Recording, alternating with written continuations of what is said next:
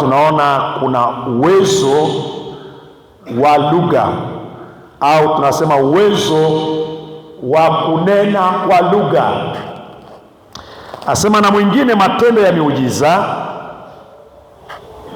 na mwingine unabii, na mwingine kupambanua roho, mwingine aina za lugha, na mwingine tafsiri za lugha. Hawa watu wanahitajika kuwa makanisani, na hii ni karama za Roho Mtakatifu ndani ya kanisa. Ili hizi karama ziweze kutenda kazi, lazima watu wajazwe na Roho Mtakatifu. Yesu alisema asipoondoka yeye, huyo Roho Mtakatifu hataweza kuja kwetu. Yohana 16 mstari wa 7.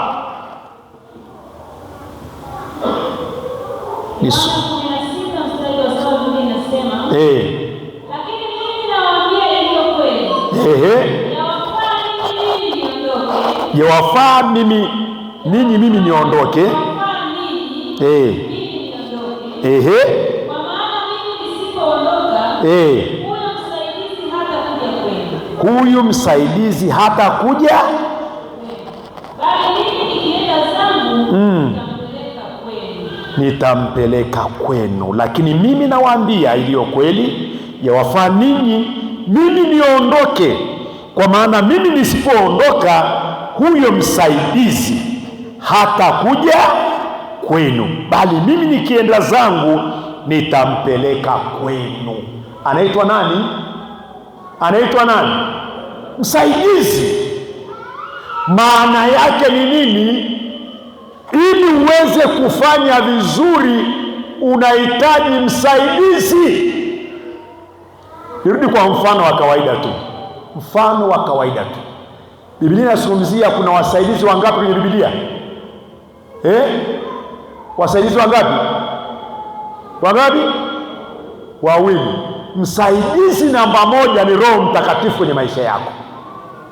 Lakini msaidizi wa pili naye ni mke wako. Huyo ni wa kimwili. Sasa akiondoka hapo nyumbani wiki mbili, wiki tatu, kelele inaanza. Mama, kuna msaidizi ambaye ni wa maana kuliko hata huyo Roho Mtakatifu, ambaye akishuka ndani yako utaona mabadiliko, utasikia kulia, utasikia kuongozwa, utasikia kujazwa, utasikia kushinda, utawashinda maadui, utashinda dunia. Ukiamuru utaona Mungu, utaona uwepo wa Mungu, utaona kushinda. Ukihubiri nguvu ya Bwana inaonekana, maana Roho yupo. Yesu anasema nisipoondoka, huyo Roho hatakuja. Tunataka Roho Mtakatifu aje juu yako. Anza kuona uzuri wa Roho Mtakatifu. Bwana asifiwe.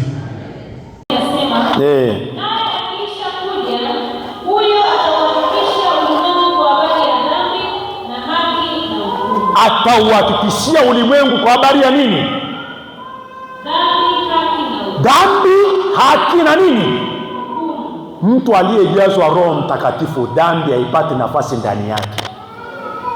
Amen. Roho Mtakatifu ni msaidizi, anaonya, anakuongoza. Bwana Yesu asifiwe sana. Anakuongoza Roho Mtakatifu, atakuonya, atashuhudia, ataonya kuhusu habari ya dhambi. Ukiona mtu anafurahia dhambi sana, anafurahia dhambi, ndani huku kuna matatizo. Roho Mtakatifu anachukia dhambi.